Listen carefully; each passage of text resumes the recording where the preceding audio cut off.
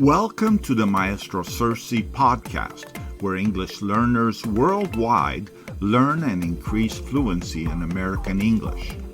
As an English learner who moved to the United States of America more than 40 years ago, I began learning American English with the guidance and encouragement of my teachers. As an American English teacher, with over 30 years of experience teaching English learners in California, USA, I know that learning English is neither easy nor simple. Learning English takes discipline, motivation, and hard work. Let's work together to help you succeed.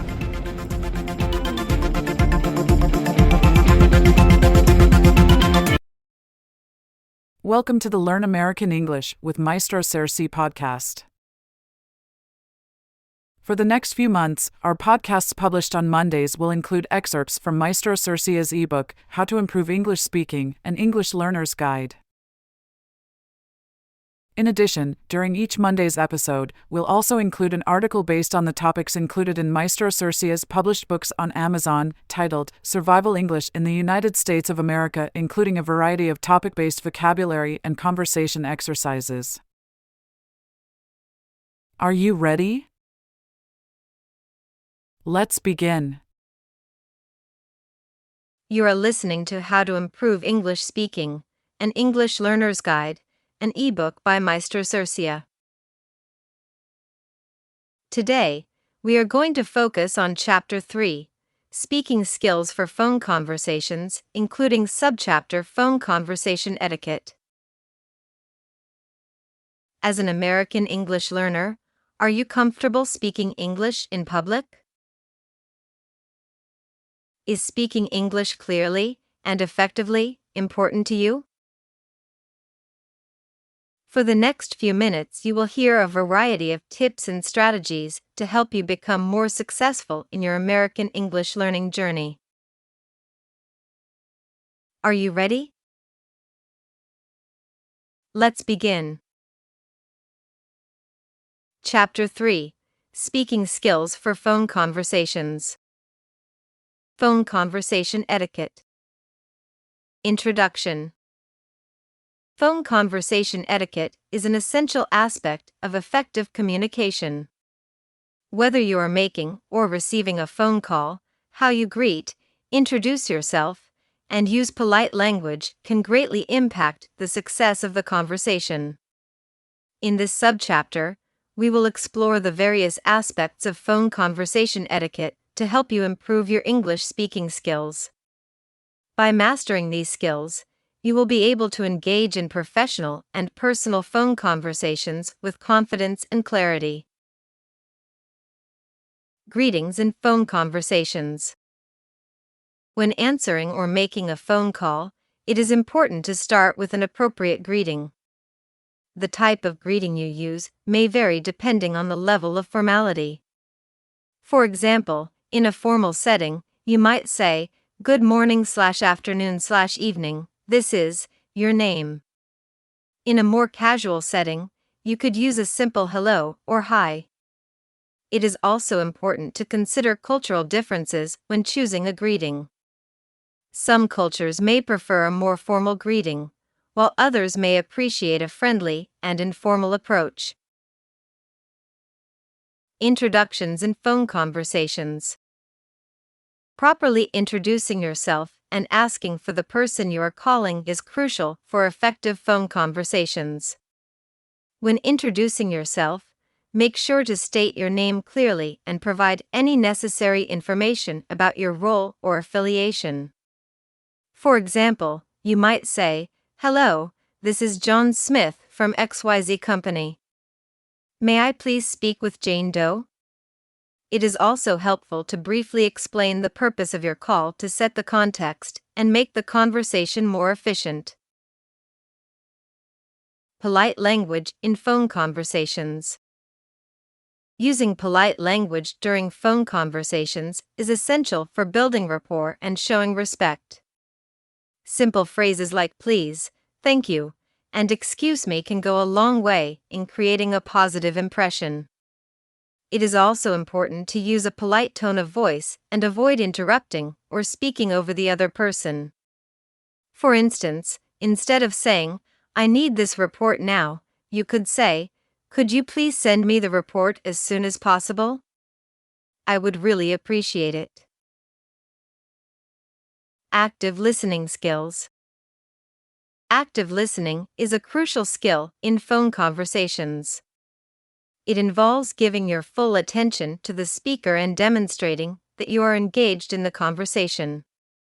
You can show active listening through verbal cues such as nodding, using affirmative phrases like "I understand," and asking clarifying questions. Nonverbal cues like maintaining good posture and avoiding distractions also contribute to effective active listening. By actively listening, you can better understand the speaker's message and respond appropriately. Proper use of interruptions.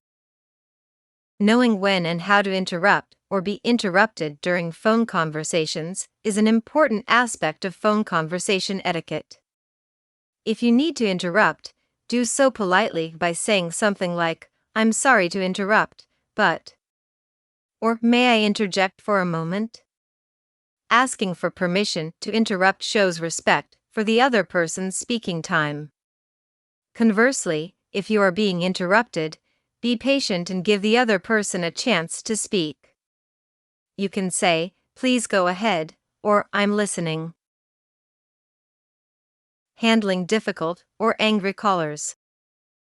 Dealing with difficult or angry callers can be challenging, but it is essential to remain calm and professional. Start by actively listening to their concerns and acknowledging their emotions. Avoid taking their anger personally and focus on finding a resolution. Stay composed and use phrases like, "I understand your frustration," or "Let's see how we can resolve this issue together." By handling difficult callers with empathy and professionalism, you can turn a potentially negative interaction into a positive one. Phone call etiquette in professional settings. In professional environments, there are specific expectations for phone call etiquette. Use professional language, speak clearly and concisely, and avoid using slang or informal expressions. Maintain a professional tone and address the person you are speaking to with respect, using appropriate titles if necessary. Remember to keep the conversation focused on the purpose of the call and avoid personal or unrelated topics. Phone call etiquette in personal settings. In personal or informal conversations, phone etiquette may be more relaxed, but basic politeness should still be maintained. While you can adopt a friendly and casual tone, it is important to respect the other person's time and be mindful of any cultural or personal sensitivities. Use appropriate language and avoid using offensive or derogatory terms. By maintaining a balance between friendliness and politeness, you can foster positive and meaningful connections in personal phone conversations. Dealing with technical difficulties. Technical difficulties are an inevitable part of phone conversations, but how you handle them can greatly impact the flow of the conversation. If you encounter technical issues, stay calm and apologize for the inconvenience.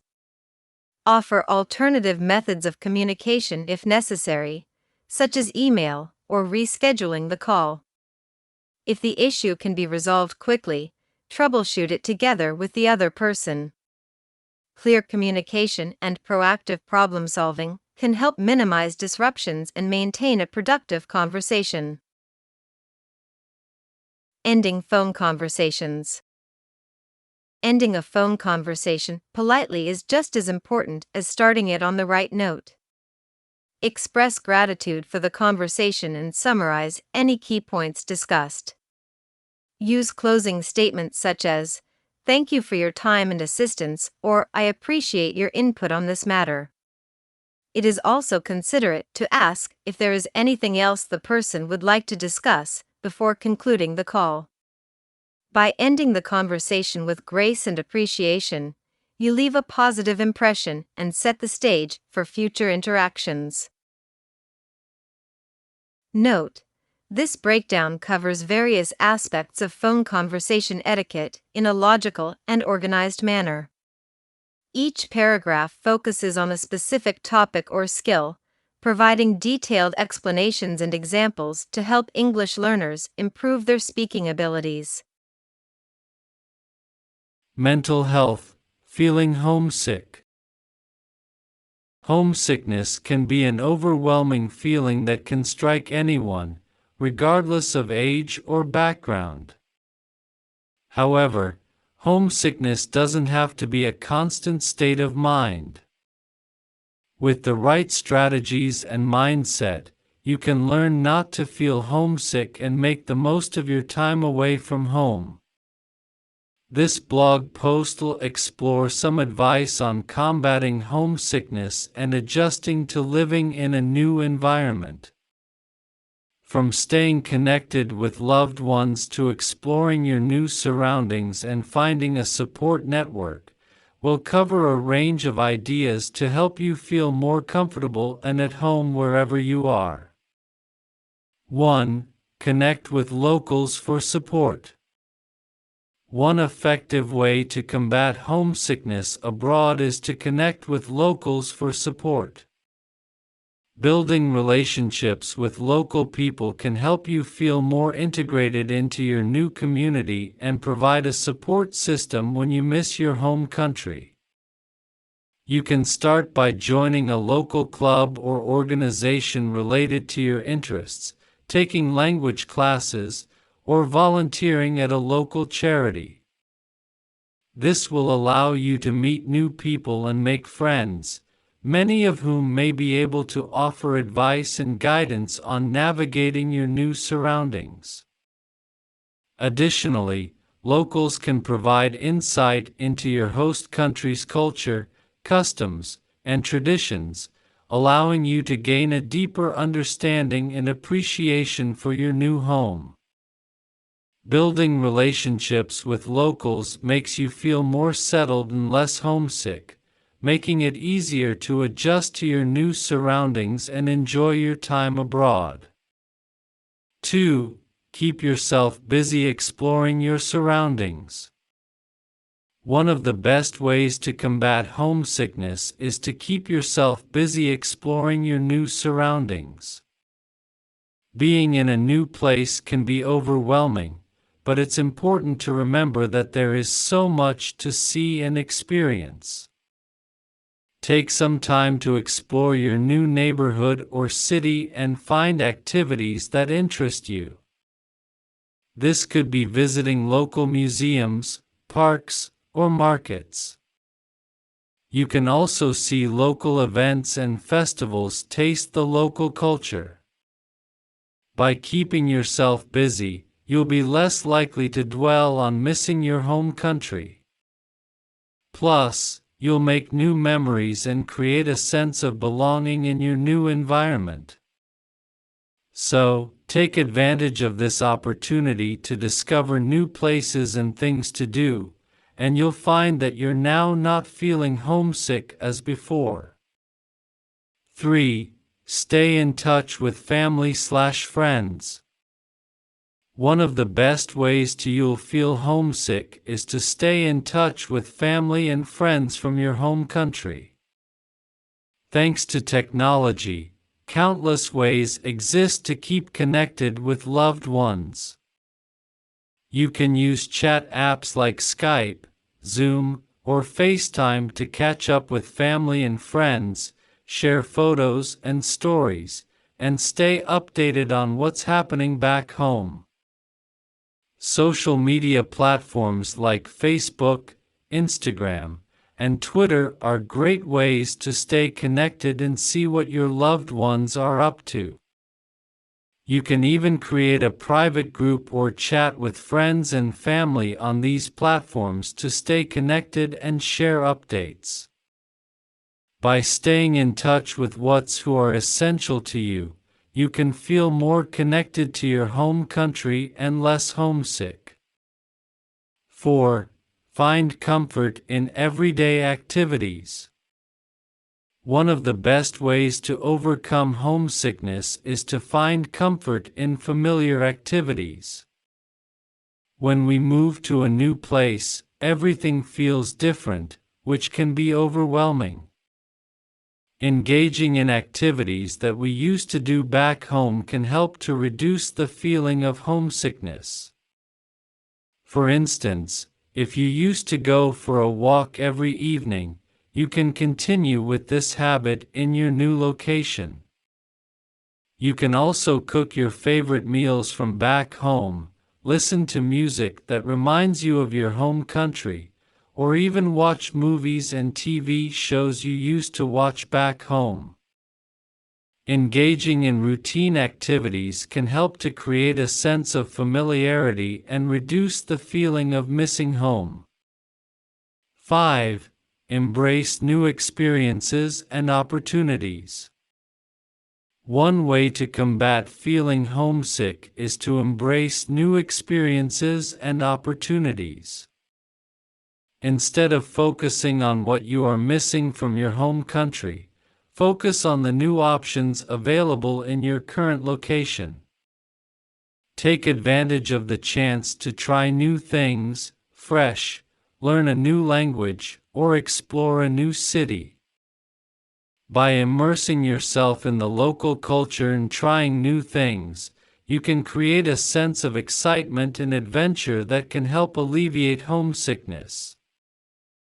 Additionally, seeking out new experiences can help you build connections and make new friends, making your new location feel more like home.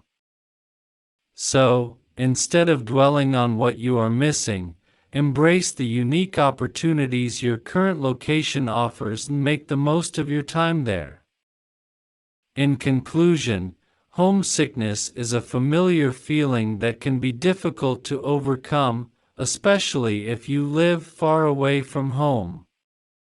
However, you can gradually ease the feelings of homesickness by taking proactive steps to stay connected with loved ones, creating a comfortable living space, and immersing yourself in new experiences.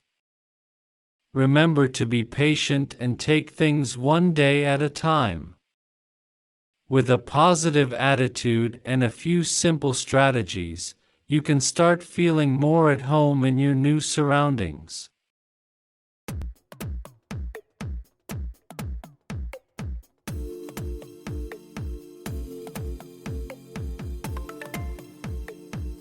Thank you for being part of today's podcast with Maestro Sersea, where English learners worldwide learn American English.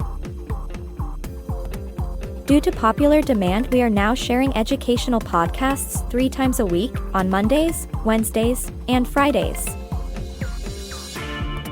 In the meanwhile, if you'd like to access a variety of educational offerings, feel free to visit our website at www.sersea.com. Learning American English takes discipline, motivation, and hard work.